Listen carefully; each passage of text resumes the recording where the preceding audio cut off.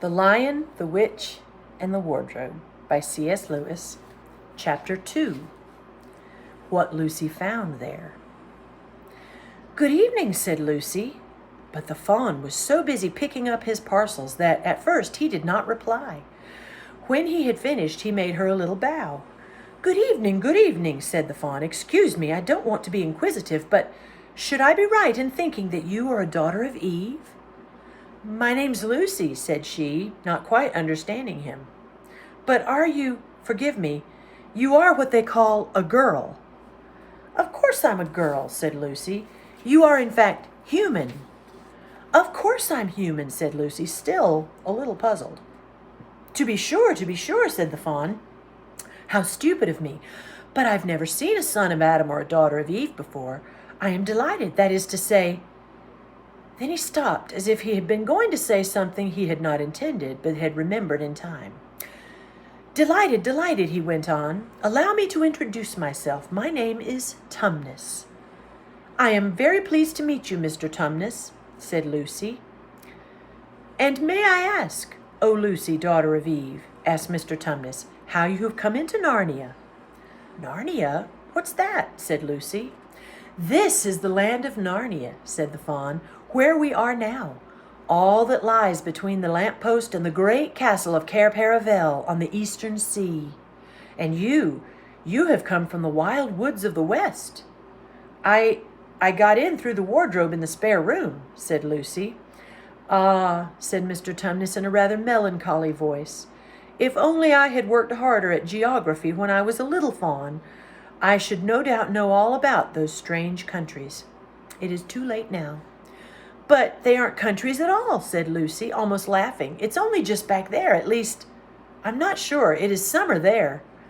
"Meanwhile," said Mr. Tumnus, "it is winter in Narnia and has been for ever so long, and we shall both catch cold if we stand here talking in the snow. Daughter of Eve, from the far land of Spare where eternal summer reigns around the bright city of Wardrobe, how would it be if you came and had tea with me?" "Thank you very much, Mr. Tumnus," said Lucy, "but I was wondering whether I ought to be getting back." "It's only just round the corner," said the fawn, "and there'll be a roaring fire, and toast, and sardines, and cake." "Well, it's very kind of you," said Lucy, "but I shan't be able to stay long." "If you will take my arm, daughter of Eve," said Mr. Tumnus, "I shall be able to hold the umbrella over both of us. That's the way. Now, off we go."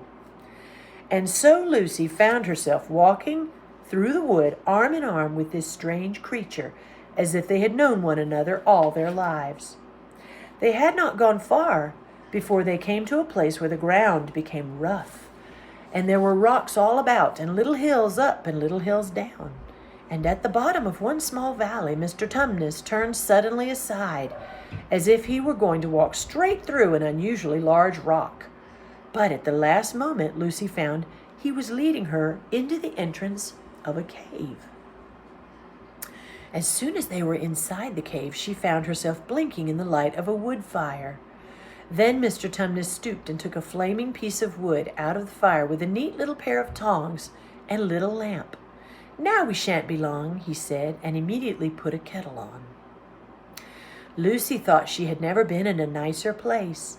It was a little dry, clean cave of reddish stone with a carpet on the floor and two little chairs, one for me and one for a friend, said Mr. Tumnus, and a table and a dresser and a mantelpiece over the fire, and above that a picture of an old fawn with a gray beard. In one corner there was a door, which Lucy thought must lead to Mr. Tumnus's bedroom, and on the wall was a shelf full of books. Lucy looked at these while he was setting out the tea things. They had titles like "The Life and Letters of Silenus," or "Nymphs and Their Ways," or "Men, Monks, and Gamekeepers, a Study in Popular Legend," or "Is Man a Myth?" "Now, daughter of Eve," said the fawn, and it really was a wonderful tea. There was a nice brown egg, lightly boiled for each of them, and then sardines on toast, and then buttered toast, and then toast with honey, and then a sugar-topped cake. And when Lucy was tired of eating, the fawn began to talk. He had wonderful tales to tell of life in the forest. He told about the midnight dances and how the nymphs who lived in the wells and the dryads who lived in the trees came out to dance with the fawns. About long hunting parties after the milk-white stag who could give you wishes if you caught him. About feasting and treasure-seeking with the wild red dwarfs in deep mines and caverns far beneath the forest floor. And then about summer when the woods were green and old Silenus on his fat donkey would come to visit them. And sometimes Bacchus himself. And then the streams would run with wine instead of water, and the whole forest would give itself up to jollification for weeks on end. Not that it isn't always winter now, he added gloomily. Then, to cheer himself up, he took out from its case on the dresser a strange little flute that looked as if it were made of straw, and began to play. And the tune he played made Lucy want to cry and laugh and dance and go to sleep all at the same time. It must have been hours later when she shook herself and said, "Oh, Mr. Tumnus, I'm so sorry to stop you, and I do love that tune, but really I must go home. I only meant to stay for a few minutes." "It's no good now, you know," said the fawn, laying down his flute and shaking his head at her very sorrowfully. "No good," said Lucy, jumping up and feeling rather frightened. "What do you mean? I've got to go home at once. The others will be wondering what has happened to me." But a moment later she asked, "Mr. Tumnus, whatever is the matter?" For the fawn's brown eyes had filled with tears, and then the tears began trickling down his cheeks, and soon they were running off the end of his nose, and at last he covered his face with his hands and began to howl. Mr. Tumnus, said Lucy in great distress. Don't, what is the matter? Aren't you well? Dear Mr. Tumnus, do tell me what is wrong." But the fawn continued sobbing as if his heart would break. And even when Lucy went over and put her arms round him and lent him her handkerchief, he did not stop. He merely took the handkerchief and kept on using it, wringing it out with both hands whenever it got too wet to be any more use, so that presently Lucy was standing in a damp patch. "Mr. Tumnus," bawled Lucy in his ear, shaking him, "do stop. Stop it at once. You ought to be ashamed of yourself, a great big fawn like you. What on earth are you crying about?" Oh, sobbed Mr. Tumnus, "I'm crying because I'm such a bad fawn." "I don't think you're a bad fawn at all," said Lucy. "I think you're a very good fawn. You're the nicest fawn I've ever met." "Oh, you wouldn't say that if you knew," replied Mr. Tumnus between sobs. "No, I'm a bad fawn. I don't suppose there ever was a worse fawn since the beginning of the world." "But what have you done?" asked Lucy. "My old father now," said Mr. Tumnus, "that's his picture over the mantelpiece. He would never have done a thing like this." "A thing like what?" said Lucy. "Like what I've done," said the fawn. "Taken service under the White Witch." "That's what I am. I'm in the pay of the White Witch." "The White Witch? Who is she?" "Why, it is she that has got all Narnia under her thumb. It's she that makes it always winter and never Christmas. Think of that." "How awful," said Lucy, "but what does she pay you for?" "That's the worst of it," said Mr. Tumnus with a deep groan. "I'm a kidnapper for her, that's what I am. Look at me, daughter of Eve. Would you believe that I'm the sort of fawn to meet a poor innocent child in the woods, one that had never done me any harm, and pretend to be friendly with it, and invite it home to my cave, all for the sake of lulling it to sleep, and then handing it over to the White Witch?" "No," said Lucy, "I'm sure you wouldn't do anything of the sort." "But I have," said the fawn.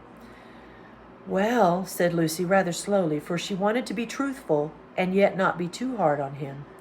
"Well, that was pretty bad, but you're so sorry for it that I'm sure you'll never do it again." "Daughter of Eve, don't you understand?" said the fawn. "It isn't something I have done.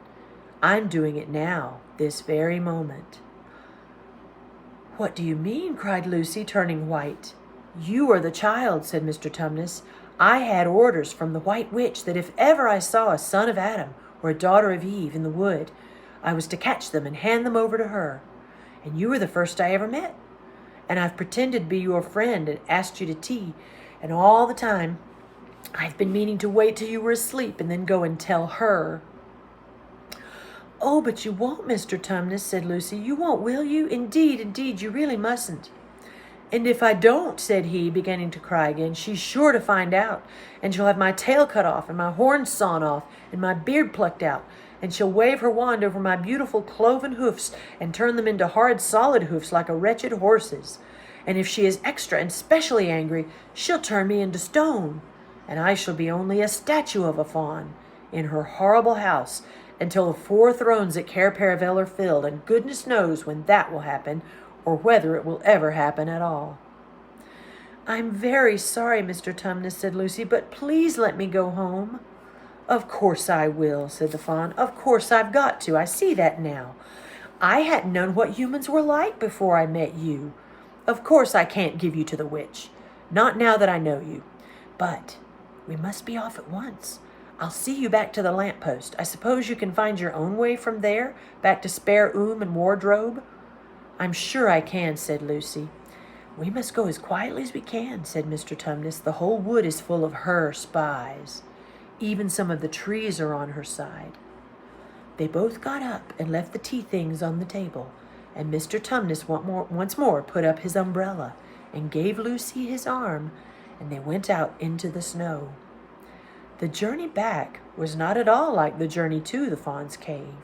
They stole along as quickly as they could without speaking a word, and Mr. Tumnus kept to the darkest places. Lucy was relieved when they reached the lamppost again. Do you know your way from here, daughter of Eve? Said Tumnus. Lucy looked very hard between the trees and could just see in the distance a patch of light that looked like daylight. Yes, she said, I can see the wardrobe door. Then be off home as quick as you can, said the fawn, and can you ever forgive me for what I meant to do? Why, of course I can, said Lucy, shaking him heartily by the hand, and I do hope you don't get into dreadful trouble on my account. Farewell, daughter of Eve, said he. Perhaps I may keep the handkerchief? Yes, said Lucy, and then ran toward the far-off patch of daylight as quickly as her legs would carry her, and presently, instead of rough branches brushing past her, she felt coats, and instead of crunching snow under her feet, she felt wooden boards, and all at once she found herself jumping out of the wardrobe into the same empty room from which the whole adventure had started. She shut the wardrobe door tightly behind her and looked around, panting for breath. It was still raining, and she could hear the voices of the others in the passage. I'm here, she shouted. I'm here, I've come back. I'm all right.